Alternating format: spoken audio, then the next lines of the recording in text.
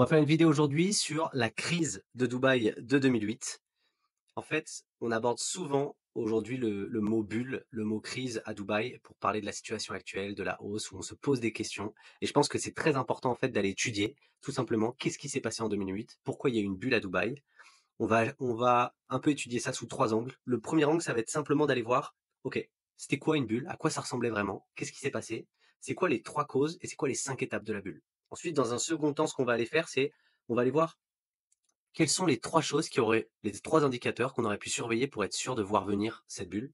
Et la dernière chose, c'est quelles sont les trois, quatre actions qui ont été mises en place par Dubaï et qui nous rassurent aujourd'hui sur le fait que ça n'arrivera plus jamais.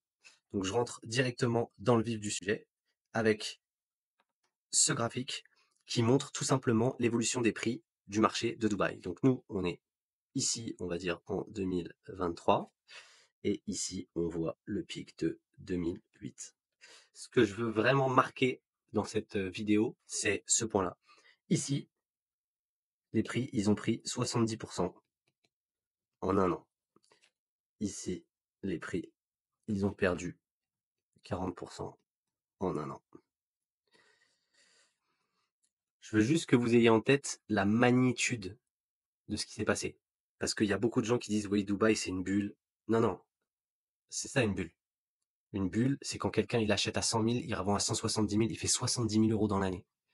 Une bulle, c'est quand quelqu'un il achète à 100 000 et il revend 60 000 euros s'il arrive à vendre, genre 6 mois plus tard. Donc il perd 40 000 euros. C'est ça les chiffres. Et ça, c'est des chiffres global marché. C'est-à-dire qu'il y a des gens, je suis sûr, ils ont acheté, ils ont fait x2, ça se trouve x3 dans un an. Il y en a d'autres, ils ont perdu 100% ou 70% de ce qu'ils avaient acheté.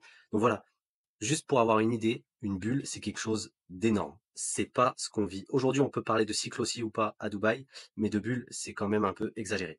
Maintenant, on va aller tout de suite dans, en fait, c'était quoi les trois, on va dire, causes de cette bulle. En fait, il y en a trois. La première chose, c'est écrit ici, oversupply, c'est tout simplement, il y a eu beaucoup trop de construction. À l'époque, n'importe qui pouvait construire. C'était les vannes étaient ouvertes. Et du coup, il y avait énormément de développeurs, énormément de projets, beaucoup plus que ce qui était nécessaire pour garantir, en gros, le nombre de personnes qui voulaient s'installer à Dubaï. Du coup, qu'est-ce qui s'est passé quand ça s'est retourné? Bah, en fait, il y avait plus de logements que de gens qui voulaient vivre dedans, donc en fait, ça valait plus rien. La deuxième chose, c'est le crédit facile. À cette époque, en fait, c'était très simple de prendre des crédits et du coup ça permettait à des gens, par exemple aujourd'hui c'est plus le cas, c'est des plans de paiement, mais à l'époque les gens pouvaient carrément se positionner sur deux trois apparts sans avoir forcément les moyens parce qu'il y avait des crédits et que c'était beaucoup plus simple. Et du coup ça a maximisé l'effet de spéculation qui est le dernier point. Un excès de spéculation, les gens se sont tous positionnés pour faire des achats-reventes et ça a augmenté l'effet de la bulle. Juste pour vous donner un ordre d'idée, j'ai mis là, j'ai surligné juste ici, l'augmentation du nombre de prêts entre 2005, c'était entre 2005 et 2007 à Dubaï, de 85%. Juste pour que vous ayez une idée de la magnitude du truc, c'est énorme. Voilà. Donc voilà les causes majeures de la bulle. Maintenant, ce qui est intéressant de voir, c'est, ok, mais comment ça se passe globalement et pourquoi ça a eu lieu? En fait, ça part d'un truc tout simple. Ça part, on est là, et boum, il y a une crise financière. Et du coup, qu'est-ce qui se passe quand il y a une crise financière? Bah, il y a deux choses. Un, déjà, il y a beaucoup de gens qui cherchent à rapatrier leur argent pour se protéger, donc qui vendent. Ok. Du coup, vu que les gens vendent, bah, il y a plus de vendeurs que d'acheteurs, donc les prix baissent. Donc tous ceux qui spéculent s'en vont. Donc c'est aussi la deuxième étape. Du coup, vu que le marché est à la baisse et que en plus de ça, on est dans une situation de crise financière, les banques, globalement, en troisième position, elles vont se mettre à prêter moins facilement et avec des taux plus hauts. Donc ça va encore plus réduire le nombre de demandes et la facilité d'achat. Du coup, qu'est-ce qui se passe derrière? Bah, les développeurs, tout simplement, qui produisent les immeubles, ils n'arrivent plus à vendre. Et en plus de ça, ils ont des prêts dont les intérêts sont en train d'augmenter. Et du coup, tout ça, ça fait que le marché s'écroule.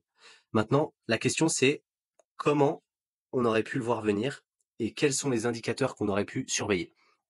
Alors, la façon de voir venir ça de manière assez simple, c'est d'étudier le pourcentage de l'immobilier dans le PIB du pays. Voilà. À cette époque, pour vous donner un ordre d'idée, 18% du PIB de Dubaï, c'était l'IMO. C'est énorme. C'est genre, il y a 20% de l'économie, c'était l'immobilier. Et pour vous donner un autre ordre d'idée, un autre indicateur intéressant, c'était ici en 2007, on le voit là, il y avait 43 en fait, de la workforce, c'est-à-dire des gens qui travaillaient à Dubaï, qui étaient dans l'immobilier. Donc ça vous donne vraiment une amplitude, c'est-à-dire c'était 20 de l'économie avec 43 des gens qui étaient dedans. Donc voilà, 2 indicateurs importants qui vous permettent de voir. Et le dernier indicateur que j'ai pas là, mais qui est très important aussi, donc l'importance du PIB, le nombre de personnes qui travaillent dans le real estate, et aussi le nombre de prêts, c'est-à-dire l'importance de l'effet de levier qui est en cours. Voilà, ça c'est les 3 indicateurs qui sont intéressants de suivre. Voilà, si vous avez ça en tête, aujourd'hui, l'immobilier, c'est peut-être 10% du PIB de Dubaï, donc c'est beaucoup, c'est 2 fois moins grand. Juste pour que vous ayez en tête qu'on n'est plus dans cette situation et il n'y a pas une personne sur deux qui travaille dans l'immobilier à Dubaï. Maintenant, le dernier point, c'est qu'est-ce qui a été mis en place en fait. Comment on peut être rassuré ou pas sur et quelles leçons Dubaï a tirées. La première leçon qu'ils ont tirée en fait, c'est ils ont réglementé énormément le secteur de l'immobilier à 2 niveaux.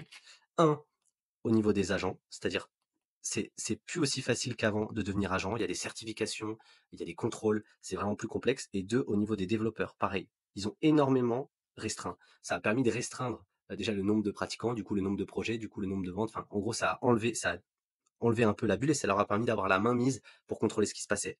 La deuxième chose qu'ils ont mis en place qui est exceptionnelle, c'est les comptes séquestres. Avant, en fait, quand vous achetiez un développeur, vous donniez l'argent aux développeurs. Et du coup, le jour où les développeurs ont fait faillite, bah, ils ont gardé l'argent. Aujourd'hui, Dubaï est beaucoup plus restrictif, c'est-à-dire quand on est un développeur pour faire un projet, on a intérêt à avoir les reins solides, c'est la première chose. Et deuxième chose, en fait, il ne touche pas l'argent. L'argent que vous allez payer, il va être dans un compte tampon qui appartient à Dubaï, et le jour où l'appartement est délivré, le promoteur pourra avoir cet argent, mais pas avant. Et du coup, ça, c'est un énorme changement et c'est une énorme sécurité. Donc, tout ce qui est réglementation, il y a plein d'autres choses qui ont été faites sur la transparence, mais en gros, réglementation du secteur de l'immobilier stricte. Deuxième chose, c'est les prêts. La même chose dans les prêts. La réforme des prêts au global et la supervision bancaire accrue sur les développeurs. En gros, ils ont rendu l'accessibilité aux prêts beaucoup plus difficile et beaucoup plus contrôlée pour éviter la spéculation.